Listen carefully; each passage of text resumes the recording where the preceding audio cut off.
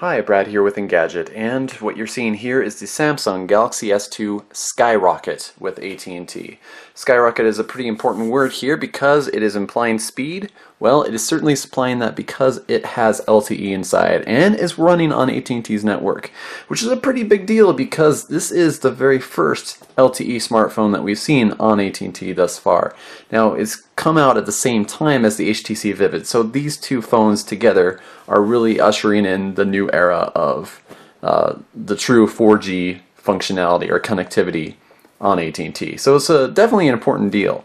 Now, if you go to other parts of the world, well, this guy is going to be called the Galaxy S2 LTE. So not a huge shocker there when it comes to the name. In terms of our overall specs, you're not going to see a whole lot of difference here between any of the other Galaxy S2s that have come before it.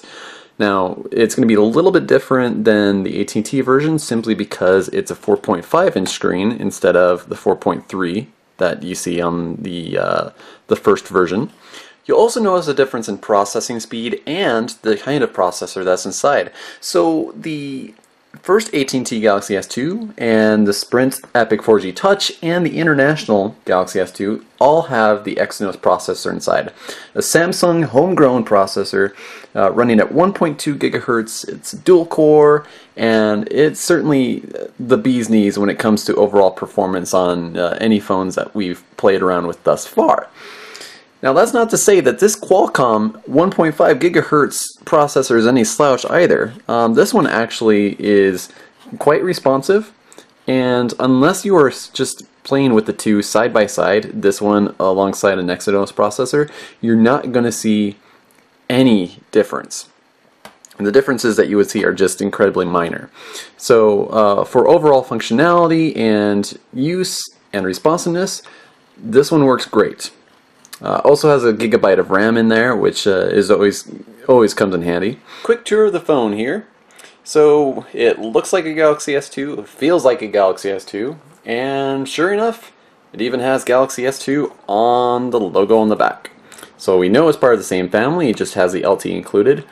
One thing that is different than any of the other members of this family is the battery cover is not textured at all. So this way it's not grippy, it's very, very slick, and also is more prone to fingerprints. So not shocking revelations by any means, and I don't think it's going to make anybody like, you know what, I hate this phone. But it's also an important difference, and every little difference when it comes to this family is going to be pointed out because they are so amazingly similar. Now, of course, there's the 8-megapixel camera on the back with the LED flash. Speaker grill down here on the right side.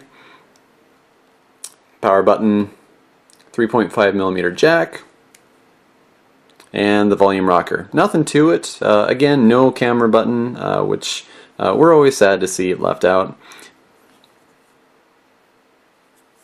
As far as thickness, it is 9.5mm.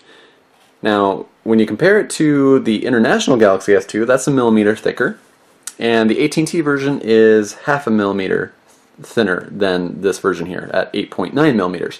So, of course, it's the LTE inside that's helping add some heft to it, but what they've also done with this is they've also taken the back and just curved it inward a little bit more.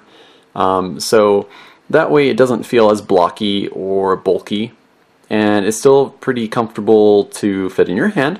The Skyrocket, just like all the other Galaxy S2s, is running TouchWiz 4.0.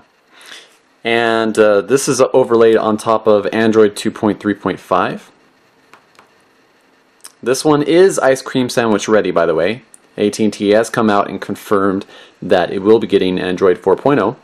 So that way, if that's something that you get nervous about, well, don't worry too much about it on this one because we know for sure it's going to be getting it at some point. We don't know when, so for all we know, it could be 2014. Hopefully, it's just like January or February of next year. So we'll keep our fingers crossed. Now, one thing that we're going to show off here. So we've got our website popped up, but let's pull up the desktop version. We're just going to show you, this is in HSPA Plus, we actually don't have LTE in this area. So we're just showing the speeds here. And then pinch to zoom, so you can kind of see what the touch responsiveness is like. Now, one thing that we always like pointing out with the Galaxy S2, it's one of our favorite things. Now, a lot of times it's difficult to navigate around Android phones because of all the pre-installed bloatware that goes on them. Well, one thing that Samsung has done with TouchWiz 4.0 is they have actually given you the ability to take any of these apps, it doesn't matter what they are, and be able to put them in, whoops, if I do this correctly, put it in your own folder, or you can even add another page and customize it however you want. So this is great because, like for the example of all the bloatware, we actually just stuck it in here into its own little folder. And this is something that we really like pointing out because instead of all these extra apps that we never use taking up valuable screen space, now you can just tuck it away in one icon and be done with it. And it's still there, perfectly easy to use if you ever need it. Boom, right there, nothing to it. And you can do that with plenty of apps, so it doesn't even have to be these, these ones right here.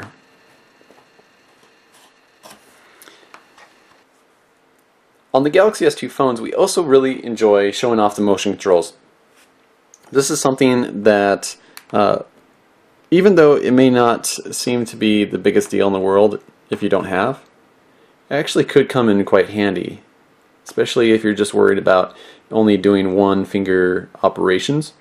Let's say you want to move icons around, you just tilt the phone, use the accelerometer on it, come on, there we go.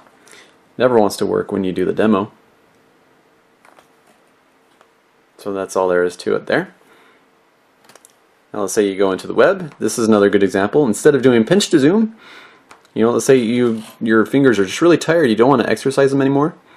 Just put two fingers on the screen, tilt up and down, boom. Nothing to it.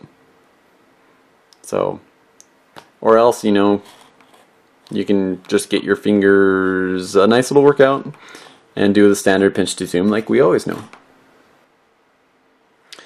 Now we ask, would it be a Galaxy S2 review without mentioning the Super AMOLED Plus display? I submit that it would not. Now, Super AMOLED Plus, of course, still means WVGA, just like any of the other Galaxy S2s. 4.5-inch screen, so of course that puts it in line with the T-Mobile and Sprint versions. Now, it's not quite as impressive when you compare it to something like the Galaxy Nexus, which has the HD Super AMOLED display, 720p. Granted, this one's not pentile, so anybody who's not a fan of pentile, well, you're going to still enjoy this one. Still absolutely brilliant colors, very saturated, bright, easy to read, easy to see. So, also very easy to see in sunlight, by the way. As long as you pump up the brightness to at least medium. Low brightness, we tried it out in sunlight, didn't work out so well. So, gorgeous display. It's, of course, again, not the best resolution out there, but unless you're looking at the nitty-gritty, side-by-side comparisons, this is still going to be an excellent experience for pretty much everybody. So, that, of course, is the Super AMOLED Plus display. Okay, here are a few quick comparisons. So you see the Vivid, HTC Vivid that is, and the Skyrocket right side by side. So these here are the very first LTE smartphones on AT&T's network. So there you have it, the pioneers. Now taking a look at these are certainly a lot different in terms of overall design. HTC Vivid has the crazy sloped back. Let's do a little bit side by side.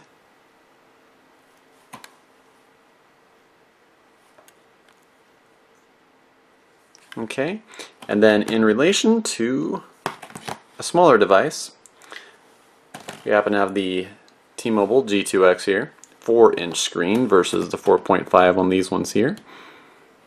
Let's turn that screen off, and that will give you a good comparison.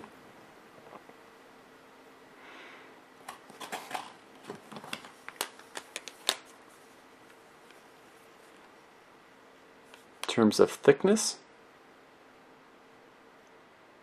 As you can see, the G2X is just a bit thicker. I believe it's about 12 millimeters on its thickest point versus 9.5.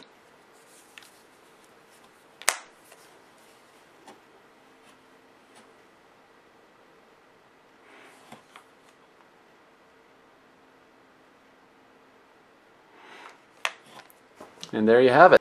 That's going to wrap up our review of the Samsung Galaxy S2 Skyrocket for AT&T. Generally, it's going to run you $250 with a 2-year commitment, so just right around the same price range as most of the Verizon LTE phones. However, if you go online, we have seen, at least at the time of this video, we've seen online on AT&T's website it going for $150 with a contract, so not too shabby when it comes to a brand new phone. And when you have the LTE built in, that's a great little addition. Certainly you're going to have a trade-off with some battery life. It's not the most efficient battery, and we'll get more into detail on that, as well as a lot of other ins and outs about this particular phone. Just go to our review on Engadget.com and we'll go through all of that. We'll talk about the similarities and differences between this and the other Galaxy S2s, and overall performance, what you can expect from it.